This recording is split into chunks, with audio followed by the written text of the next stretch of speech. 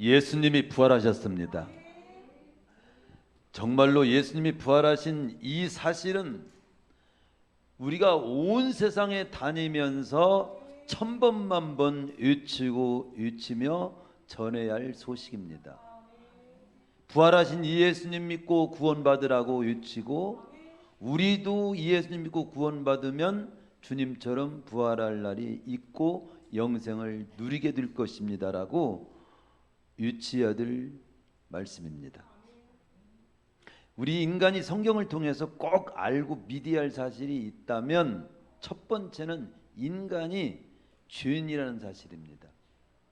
두 번째는 예수님의 십자가의 죽으심은 바로 그 인간의 죄를 담당하신 죽음이라는 사실입니다. 그리고 세 번째는 주님의 십자가에서 죽으심이 인간의 죄를 정말로 담당하신 사건이라는 것을 증명해 주는 사건이 있었는데, 그것이 부활이라는 것을 알고 그리고 정말로 예수님을 구주로 믿고 구원받아서 소망 가운데 사는 일입니다. 그래서 저번 주일에는 주님의 십자가의 죽으심은 인간의 죄를 담당하신 죽음이 분명하다는 사실을 선포했습니다. 주님의 십자가에 피 흘려 죽으심이 나와 무슨 상관이 있는가? 바로 나의 죄를 담당한 사건이라고 하는 것을 알아야 한다.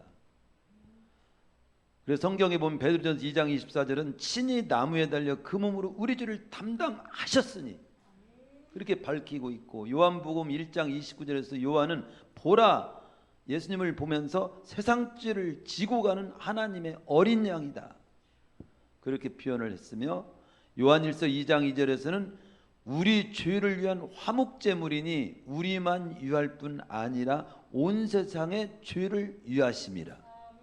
우리 주님이 바로 화목제물이 되셨다. 히브리서 9장 26절에서는 자신을 단번에 들여 죄를 없게 하시려고 세상 끝에 나타나신 분이 우리 주님이시다. 출애굽기 12장 13절에서는 이렇게 예표하지요. 유월절 어린 양의 피를 바른 집은 장자가 죽는 죽음이 임하지 않았습니다.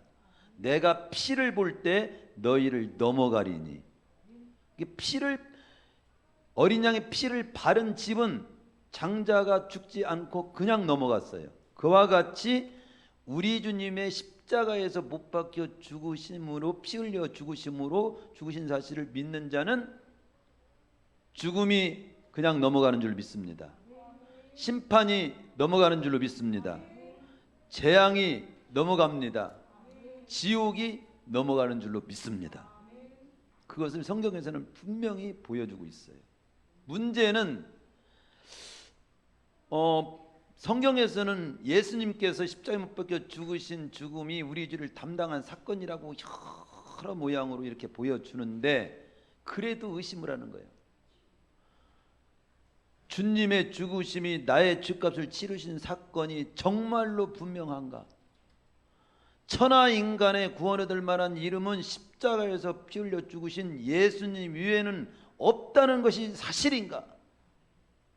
석가모니 아닙니다. 공자 아닙니다. 소크라테스 아닙니다. 나우나가 테스형 모르지만 테스형 아닙니다. 성경은 예수님의 죽으심은, 바로 예수님의 죽으심만이 우리 죄를 담당하는 사건이라고 분명히 말할 수 있는데, 그것이 정말 사실이냐? 이걸 증명할 사건은 없냐? 바로 사도행전 17장 31절에서는 예수님이 바로 우리 죄를 담당하신 구주가 분명하다고 하는 것을 증명한 사건이 바로 부활 사건이다. 그를 죽은 자 가운데서 다시 살리신 것으로, 부활하신 것으로 모든 사람에게 믿을 만한 증거를 주셨음이니라. 바로 예수님이 우리의 죄를 담당하신 분이고 담당하신 사건이 맞다고 하는 것을 증명한 사건이 오늘 바로 부활 사건인 겁니다.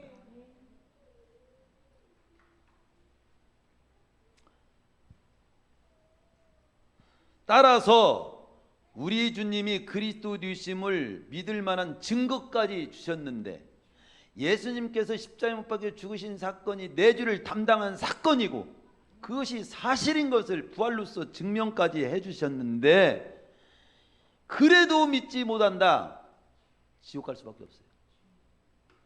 구원 못 받아요. 이 자리에 참석하신 분들은 더 이상 의심하지 말고 부활하신 이 날을 기리는 이 날을 시점으로 해서 주님을 더 이상 못 믿어서 구원받지 못하는 사람이 한 사람도 없기를 축원합니다. 그렇습니다. 주님의 죽으심은 자신의 죄를 담당하신 죽음이라고 믿는 모든 자에게만 구원이 효력이 있는 거예요. 믿지 않는 자들에게는 구원이 될 수가 없어요. 대신 담당해 줬어도 그 구원이 내 구원이 못 돼요. 안 됩니다. 그건 제가 한 말이 아니에요. 요한복음 5장 24절, 믿는 자는 영생을 얻었고 심판에 이르지 아니하나니 사망의 생명으로 옮겼느니라. 그 앞에 믿는 자입니다. 로마서 1장 16절에서도 이 복음은 모든 믿는 자에게 구원을 주시는 능력이 됩니다. 안 믿는 자에게는 구원을 주시는 능력이 못 됩니다. 첫째는 유대인에게요, 그리고 헬라인에게요. 이 말은 뭐냐면 모든 사람을 표현하는 단어입니다.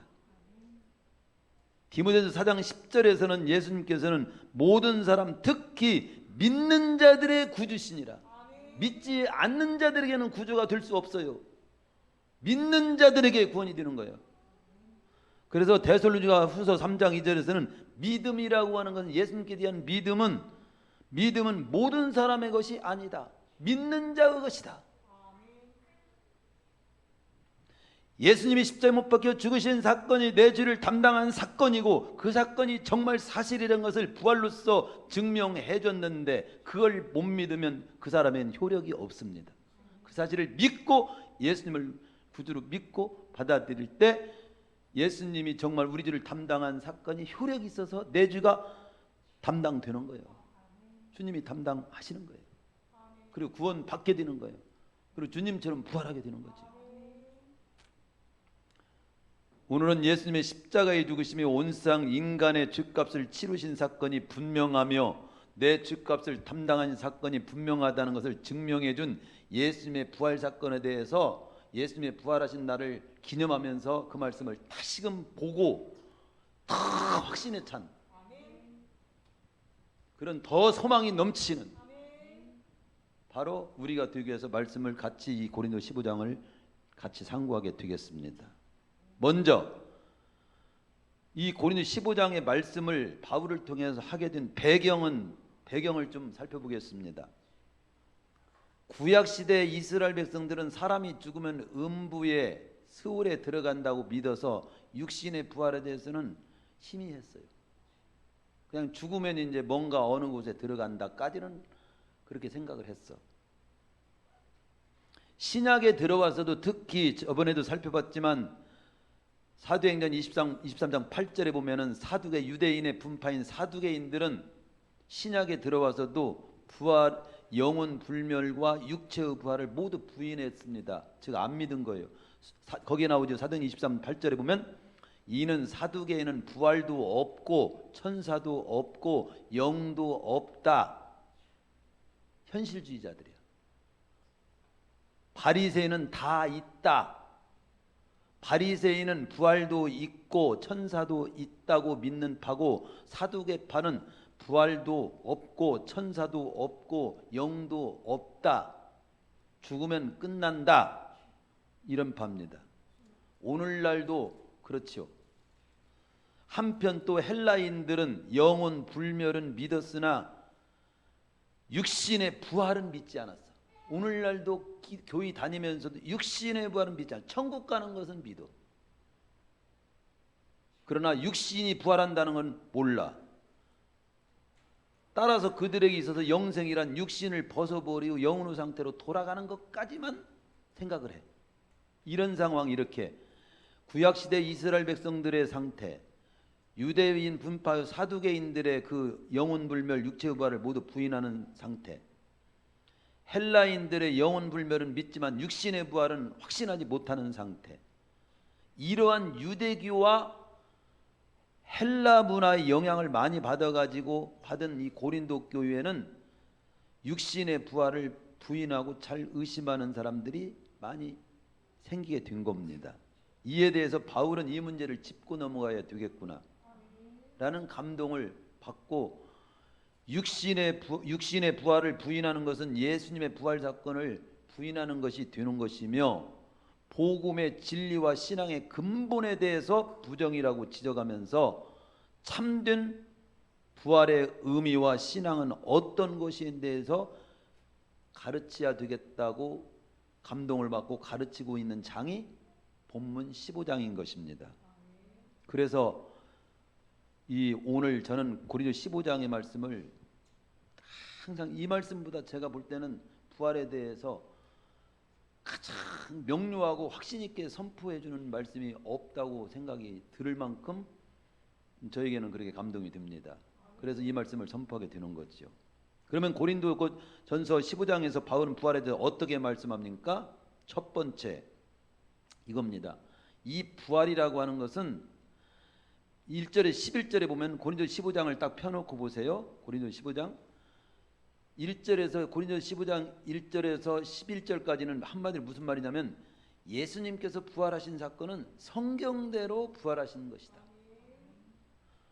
3절에 보면 성경대로 그리스도께서 우리를 죄를 위하여 죽으시고, 4절에 보면 장사된 바 되었다가 성경대로 사흘 만에 다시 살아나셨다. 그렇습니다. 성경 안에 기록된 수많은 예언들은 다 이루어졌고 적중했습니다.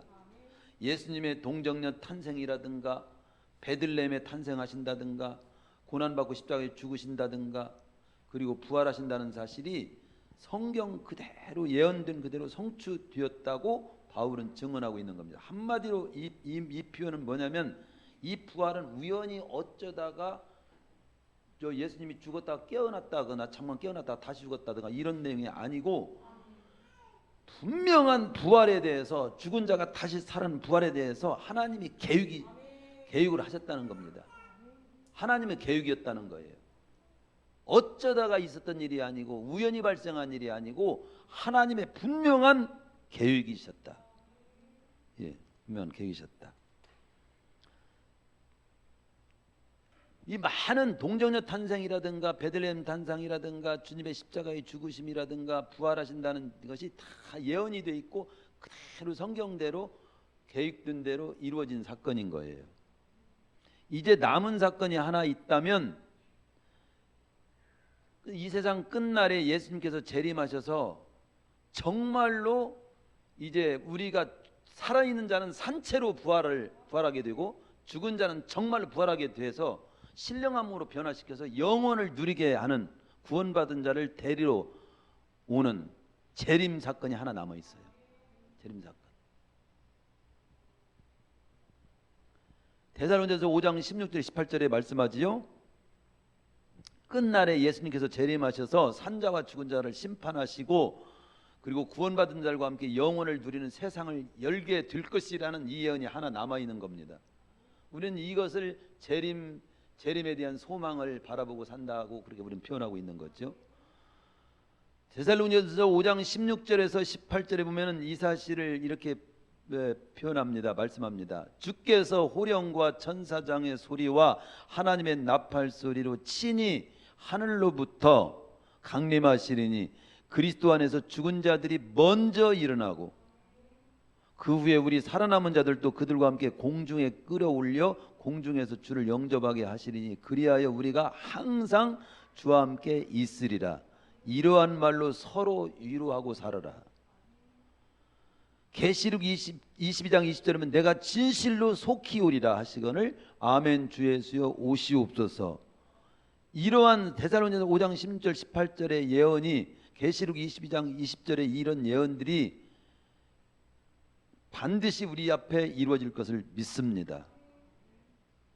그리고 고린도전서 이 15장 7절 이하 8절에서 바울은 부활하신 예수님을 게바에게도 보이셨고, 게바가 누구냐면 베드로에게도 직접 보이셨고, 이 말이에요. 12제자에게, 그 이후에 12제자에게와 그 후에 500의 형제에게 일시에 보이셨고 그분들의 태반이나 지금 살아 있으며 그 외 야고보에게와 만삭되지 못하여 난 자 같은 바울, 지금 말씀을 선포하는 주님의 부활을 선포하는 바울 자신에게도 부활의 주님을 보이셨고 만났다고 하면서 주님의 부활은 숨길 수 없는 분명하고 확실한 사건이라고 증언을 지금 하고 있는 겁니다. 이 고린도전 15장 말씀을 선포할 때는요, 지금 예수님의 부활하신 사실을 지금 본 사람 여기 나오라고 손들라고 일어서라고 일어설 사람 많잖아요.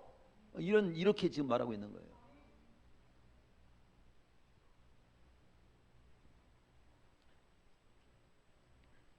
생전에 주님께서는 수차례 자신의 죽음과 부활을 언급하셨고 가르치셨습니다. 마태복음 16장이라든가 20장에 그게 나오지요. 그리고 언급하시고 가르치 그대로 이루어진 거예요. 보면 바울은 그런 말씀을 하고 있는 겁니다. 주님은 정말 분명히 부활하셨습니다. 우리도 주님처럼 분명히 부활하게 됩니다. 이걸 먼저 이 고린도전서 배경에 대해서 이제 하고 그 성경대로 이건 하나님의 계획대로 이 부활은 이 계획된 것이고 그대로 예수님이 바로 부활하셨다는 것을 말씀하고 있는 겁니다. 그런데 두 번째 단계로 이제 그 내용을 바울이 설명을 할 때 이렇게 넘어갑니다. 12절 이하에서는 그런데 어떤 사람들은 죽은 자 가운데서 부활이 어떻게 있을 수 있냐고 말을 합니다. 근데 이분들에 대해서 내가 한마디 하지요 하면서 하는 말이 13절 이하입니다. 만약에 13절에 그래요. 만약에 부활이 없다면 예수님부터가 부활을 안 하셨을 겁니다. 그리스도도 다시 못하실 것입니다. 만약에 주님의 부활이 없다면 우리의 전파하는 것도 헛되고 우리가 믿는 믿음도 헛것이 될 것이고, 즉 이게 뭐니까 나를 구원하시기 위해서 오신 예수님이 처녀의 몸을 통해서 베들레헴에 오셨고 십자가에 못 박혀 죄를 담당하고 죽으셨고 십자가에 못 박혀 죽으셨다는 그 사실이 다 헛된 것이 될 것이라는 것이죠. 또한 우리는 그 주님을 믿고 구원받으라고 말하는 우리는 다 거짓말쟁이가 될 것이다. 만약에 주님 부활이 아니라면. 그리고 15절은 말씀하죠. 그리고 이어서 16절에서 18절까지도 그리스도께 다시 사신 것이 정말 없으면, 부활이 정말로 사실이 아니라면 우리의 믿음도 헛것이 되고 우리는 여전히 죄 가운데 있는 것이며 주님 믿고 죽은 자는 진짜 억울한 일이 될 것입니다. 여러분, 예수 믿는 것이 행복해요, 감사해요, 억울해요, 잘못 잡혔다고 생각하고 내가 할 수만 있으면 지금 적당히 믿으려고 생각하는 쪽으로 머리가 돌아가요. 여러분 어느 쪽입니까? 주님 믿고 죽은 자 진짜 억울한 일이 될 것이라는 거예요. 주님이 부활하지 않으셨다면. 근데 주님이 부활하셨기 때문에 진짜 여러분 억울한 일이 아니라 진짜 뭐요? 땡 잡은 거죠. 근데 우리는 땡 잡았다는 말 너무 가벼울지 몰라요. 진짜 복 중에 복을 받은 거예요. 만일, 그리고 거기에 19절에서는 그러죠. 만일 우리가 이 세상의 삶으로만 진짜 끝나버리고 만다면 모든 사람 가운데 우리 믿는 자가 더 불쌍한 자가 될 겁니다. 19절에 그렇게 말씀하고 있는 거예요. 근데 오히려 그걸 믿지 못하는 자가 진짜 불쌍한 자예요. 깨달으시오. 막 이것을 바울이 외치고 있는 겁니다. 고린도서 5장 1절에도 그렇게 말씀하잖아요. 바울을 통해서 만일 땅에 있는 우리의 장막집이 무너지면 육신은 나이가 들수록 삐그덕거리잖아요.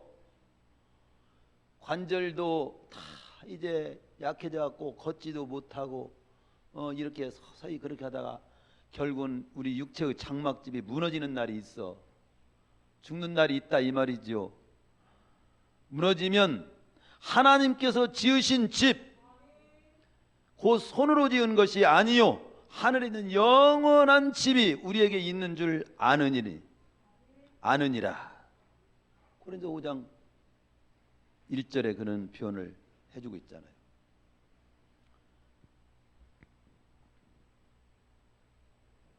제가 첫 번째 지금 무슨 말씀드린 거지요? 이건 부활은 하나님의 계획이었다. 두 번째, 그런데 이 분명한 부활을 어떻게 죽었냐고 해서 다시 부활이 있을 수 있느냐, 이런 사람이 있는데 거기에 대한 바울의 지금 말을 반증을 우리가 들었습니다. 세 번째는 20절부터는 그리스도께서 부활하심으로 이 죽은 자가 부활한다고 하는 첫 번째 모분, 첫 번째 열매가 되셨습니다. 첫 번째 부활의 열매가 되셨다는 것을 보여주고 있습니다. 예수님이 부활의 첫 번째 열매라는 것. 첫 번째라는 말을 쓸 때는 논문 같은 거 쓸 때 번호 붙일 때는 1번, 2번, 3번, 4번이 있을 때 번호를 붙입니다. 근데 1번, 2번, 3번, 4번 번호 붙일 필요가 없을 때는 번호를 안 붙여요. 예수님께서 첫 번째 부활하신 첫 번째 분이 되신 겁니다. 모습이 되신 겁니다. 그런 뜻이에요. 그러면 두 번째, 세 번째도 있다는 건데 그 두 번째, 세 번째는 누구냐고요? 바로 우리가 되는 거예요. 아담 때문에 모든 사람이 죽게 되었지만 주님을 통해 모든 사람이 삶을 회복받게 된다는 것이 되었다는 것입니다. 22절에 그래서 우리도 주님처럼 두 번째, 세 번째 반드시 부활할 것이라고 하는 것을 23절에서는 지금 보여주고 있는 겁니다. 예수님께서 첫 번째, 그 다음 죽은 자들이 먼저 일어나고 산자들은 우리는 게 죽음도 한번 맛볼 필요도 있어. 죽음도 맛보지 못하는 것보다 한번 맛보고 부활하는 것도 여러 가지 경험은 체험하면 좋잖아요. 그러니까 여러분 죽고들랑 아유 죽음도 맛볼 기회를 주시네. 할렐루야. 그러나 부활할 걸 믿습니다. 이러고서 평안히 눈 감으면 되지. 왜 이렇게 발발 떨어? 죽을 때까지 사는 거나 잘 살 생각을 잘 하고 기도하세요. 그래서 이 첫 번째 부활 열매가 되셨다는 말씀을 지금 하시면서 그 배경은 그렇게 부활을 확실하게 말씀하시는 이유는 구약 시대 이스라엘 백성들처럼 사람이 죽으면 그 영혼이 그냥 음부 세계로 들어가는 것으로 끝나는 것이 아니라는 것을 말씀하는 것, 짚고 넘어가는 겁니다.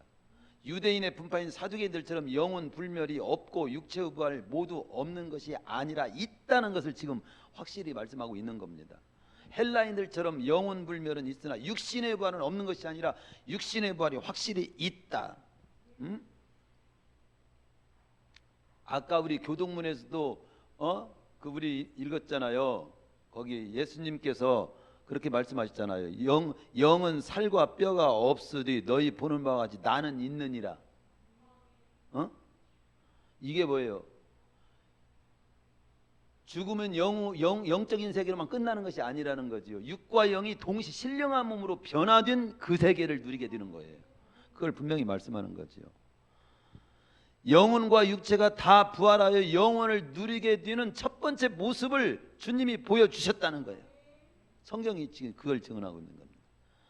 만약에 죽은 자들이 도무지 살지 못하면 우리가 무엇 때문에 위험과 죽음을 무릅쓰고 맹수의 밥이 되는 자리에 몸을 던지겠느냐? 32절에 그러잖아요. 죽음으로 모든 것이 끝난다면 언제 죽을지 모르니 먹고 마시자 하는 쪽으로 사는 게 훨씬 영리한 것이 아니겠느냐? 죽음으로 모든 것이 끝난다면 뭐대로 목숨을 걸고 복음을 전하고 순교를 해. 그게 바보지. 그러나 부활이 없다는 말에 그런 말에 속지 마시오. 부활이 없으니까 이 땅에 그냥 먹고 마시고 노는 일이 최고입니다라고 그런 말에 흔들리지 마세요. 라고 지금 말하는 겁니다. 반드시 부활이 있습니다. 부활이 없다는 말에 결코 속으면 안 돼요. 여러분 부활이 없다는 말에 없다는 이론에 결코 가부간에 이 성경을 절대 이길 생각하지 마세요. 부활이 없다는 말에 속지 마세요. 부활이 없다는 말은 그것은 가짜입니다. 부활이 있습니다. 이쪽을 꼭 가시기를 바랍니다.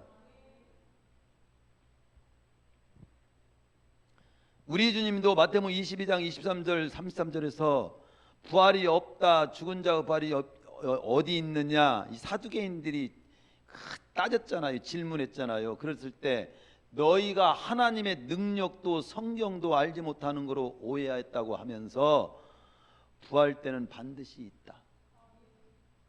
하나님은 죽은 자의 하나님이 아니다. 산 자의 하나님이다. 그러면 아브라함 죽었어. 우리 볼 때는 아브라함이 죽었죠.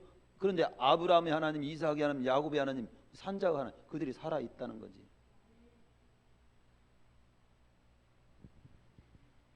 부활의 확실성을 말씀하셨습니다. 죽어도 다시 살게 되는 부활 때가 있다는 사실보다도 놀랍고 감격스러운 사실이 있으면 말해봐. 네? 정말 알고 보면요, 이 주님이 부활하셨습니다. 우리도 주님처럼 부활해요. 이건 미칠 만큼 외쳐야 될 소식이에요. 여러분, 무슨 소식을 여러분 들으면 막 춤추면 옷이 내려가는 줄 모르고 막 그 외치고 싶은 소식이 있으면 되나 봐요. 돈 좀 한번 지기지기 벌어보고 싶다고 돈 수백억을 가지고 있는 사람들 보니까 얼굴이 노랗더라고. 그것만이 다가 아닌 것 같아요. 저는 그래 좀 가져보고 싶더라고. 그런데 가져보고 싶은 마음은 있어도 부활의 소식하고는 비교할 수 없어. 그리고 내가 주님처럼 부활한다는 그 소식은 어찌 그런 것들과 비교할 수조차 있습니까? 네 번째, 본문에서는 인간에게는 왜 부활이 있고 주님의 재림이 필요한 것일까요? 분명히 부활을 얘기하고 주님의 재림을 말하는데 본문 22절에서는 그렇게 말하죠. 고린도 15장에 다시 보면서 보세요. 본문 22절은 아담 때문에 모든 사람에게 죽음이 왔잖아. 분명히 왔기 때문이라고 말씀합니다. 이제 주님을 통해서 주님을 구주로 믿는 모든 사람의 죄값이 청산되었잖아. 그렇다면 죽음과 죄 때문에 죽음과 심판과 지옥이 왔다면 우리 주님이 죄를 담당하셨기 때문에 이제 죽음은 떠났고 심판도 제외됐고 지옥 갈 사람은 천국 가게 됐고 죽은 자는 다시 살게 되어야 마땅하잖아. 이 말입니다. 죄로 인하여 죽음이 온 것처럼 주님이 죄값을 치르셨기 때문에 죽음의 문제가 해결되는 건 너무도 당연하지. 그 해결되는 것이 바로 부활이야. 부활이 주어지는 것은 너무도 당연한 사실 아니야? 인간을 하나님이 태초에 창조하셨을 때는 죽음도 없었고 심판도 지옥도 인간에게는 해당되지 않은 상태였다고 성경은 말씀합니다. 그러나 사단의 꾀임에 타락했고 이로써 인간에게는 죽음과 심판과 지옥의 형벌이 주어졌다고 또 말씀합니다. 이런 상태를 보시고 하나님은 안타깝게 여기시고 비참한 상태에 빠진 인간을 사랑하시기에 그대로 놔두실 수가 없어서 구원의 길을 준비하셨다고 창세기 3장 15절은 말씀합니다. 바로 그 하나님이 준비하신 그 구원의 길이 우리 주님께서 인간의 몸을 입고 이 땅에 오셔서 인간의 죄값을 지시고 십자가에 못 박혀 죽게 된 사건이라고 성경은 분명히 말씀합니다. 이 주님을 통해서 인간은 부활하신 주님의 몸처럼 신령한 몸으로 온전한 상태로 회복된다고, 구원받아서 회복된다고 말씀하고 논리적으로 딱 맞아. 주님이 구주가 분명한데도 불구하고 여전히 죽음이 있고 지옥이 있으면 안 되지. 주님이 대주를 담당하셨고 구주가 되셔서 우리는 구원받았으면 우리는 죄에서 심판에서 죽음에서 지옥에서 제외되고 다시 죽음은 부활하게 되고 죽음으로 끝나는 우리가 영생을 누려야 마땅하지. 그 다음 이제 말씀합니다. 그래서 부활이 있어야 되고 재림이 있어야 되고 분명히 있어야 된다고, 있어야 되기 때문에 말하는 것이 아니라 분명히 그래서 부활이 있는 것이고 주님의 재림은 반드시 있다는 것이고요. 그런데 또 궁금해요. 그 부활은 어느 때에 이루어지는 거요? 그리고 그 부활의 몸은 어떤 몸으로 변화가 되는 거예요?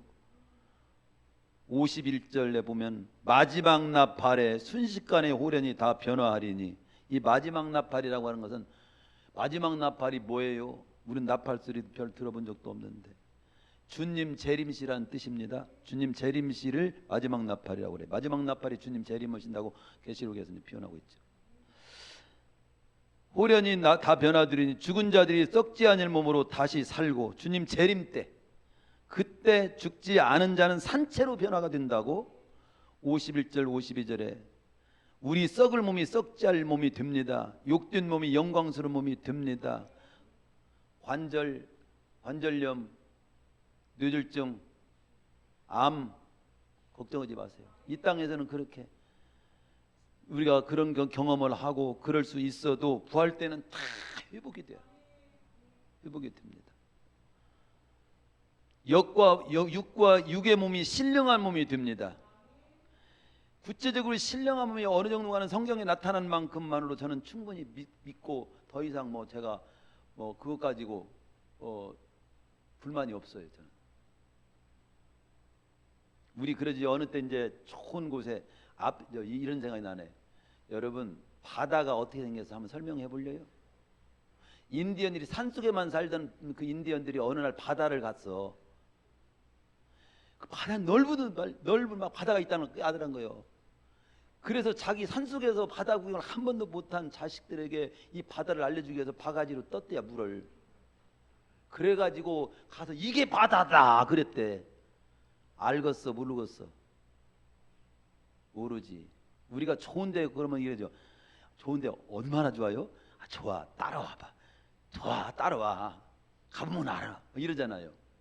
성경에 그 부활해가지고 영혼은 신령한 몸으로 변화된 그때를 우리는 완전히 그렇게 우리는 그 체험할 수도 없고 볼 수 없을지 몰라도 하여튼 좋아. 그렇게만 아셔. 신령한 몸을 그 정도로만 이해하죠. 성경에서 보여준 만큼만 알아. 더 이상 그것 가지고 더 믿겠는데 그렇게 하는 쪽으로 짜우뚱거리는 쪽으로 가지 마세요. 그런데 분명한 썩을 몸이 썩지 않을 몸이 됩니다. 욕된 몸이 영광스러운 몸이 됩니다. 약한 것이 강한 것이 됩니다. 육의 몸이 신령한 몸이 됩니다. 예? 계시록에 거기 쭉 더 보면은 22장에 가 보면은 생수의 강이 거기 그 세계는 흘러넘치고 광 좌우에 생명나무가 있어서 12가지 열매를 맺되 달마다 그 열매를 맺고 그 나무 잎사귀들은 만국을 치료하기 위해서 있더라. 다시는 저주가 없고 다시는 밤이 없겠고 등불과 햇빛도 쓸데없고 전기세 내니라고 걱정할 거 없고 예? 거기에는 저주도 슬픔도 눈물도 없게 돼요. 그렇게 표현하고 있어. 그 정도만 들어도 얼마나 좋은가. 이것이 정말 만약에 그냥 꿈 같은 얘기 아니야. 옛날에 우리 어렸을 때 꿈 같은 얘기가 뭐냐면 자동차가 집마다 있을 거다.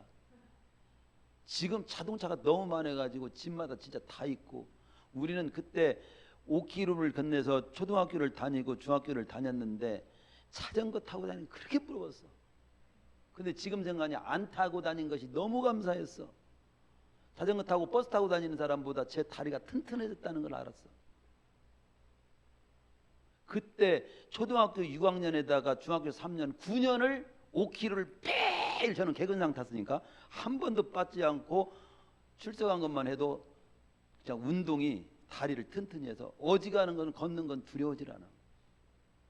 그때 10년만 이렇게 걸어 다녀도 다리가 튼튼해져.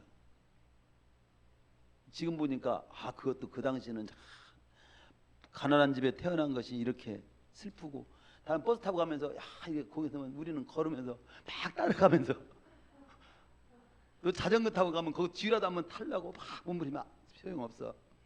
뿌리치고 가지만 야속했지만 지금 생각하니까 걷게 하신 것이 내 다리를 튼튼히 해주게 기도 됐어요. 지금 나쁘고 힘들다고 해도 그것이 꼭 나쁜 것만은 아니야. 어쨌든 부활 때는 어느 때? 주님 재림 때. 어떤 몸으로 부활돼요? 신령한 몸으로. 그렇게 딱. 그래서 데살로니가서 4장 16절에 보면은 주께서 호령과 천상의 소리와 하나님의 나팔 소리로 친히 하늘로부터 강림하시리니 그리스도 안에서 죽은 자들이 먼저 일어나고 그 후에 우리 살아남은 자들도 그들과 함께 구름 속으로 끌어올려 공중에서 주를 영접하게 하시리니 그리하여 우리가 항상 주와 함께 있으리라. 그러므로 이러한 말로 서로 위로하라. 저는 이보다 진짜 위로와 소망이 주는 말씀이 어디 있어? 정말 그 데살로니가전서 말씀처럼. 그래서 결론, 따라서 부활 즉 온전한 회복의 때 신령한 몸이 돼서 영원의 때를 누리게 되는 때가 반드시 있으므로 30절은 말했습니다. 죽으면 끝나는 사람처럼 막 살면 안 됩니다. 해봅시다. 막 살면 안 됩니다. 죽으면 끝나는 사람처럼 이 땅만 쳐다보고 막 살면 안 됩니다.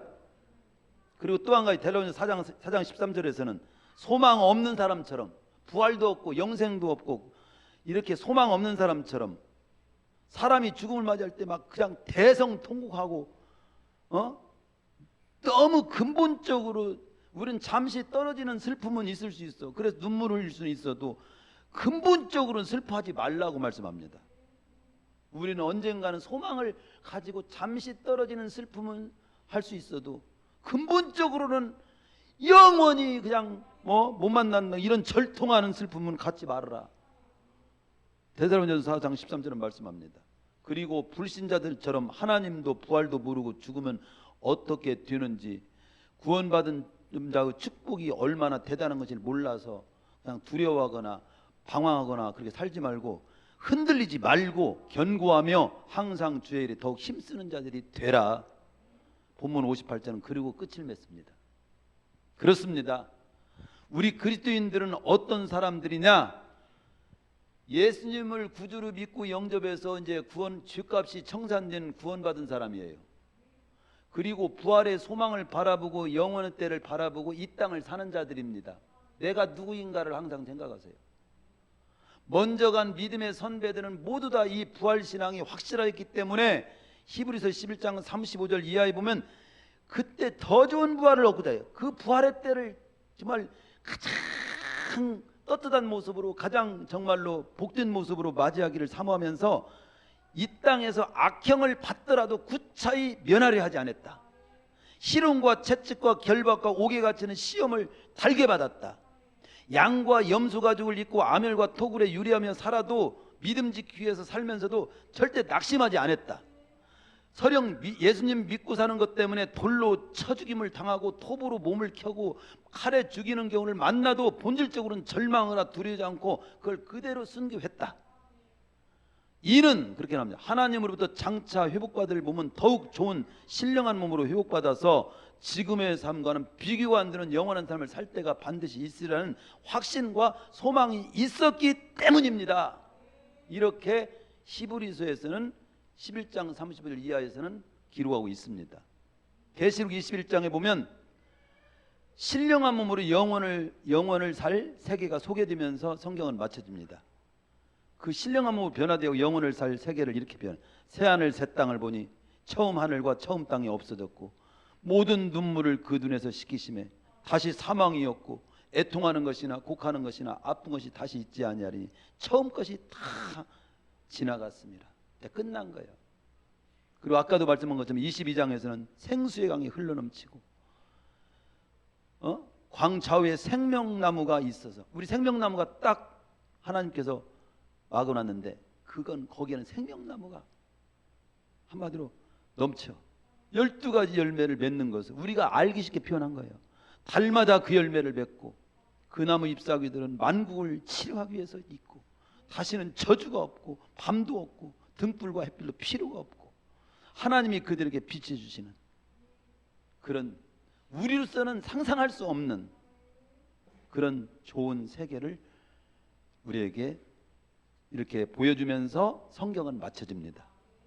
이 소망을 품고 이 땅에 머무는 동안 우리 성도님들은 주님께 대한 믿음을 더욱 견고히 지니시고 흔들리지 말고 맡긴 사명을 충성스럽게 감당하며 남은 생애를 승리하시기를 정말 축원합니다. 찬양합니다.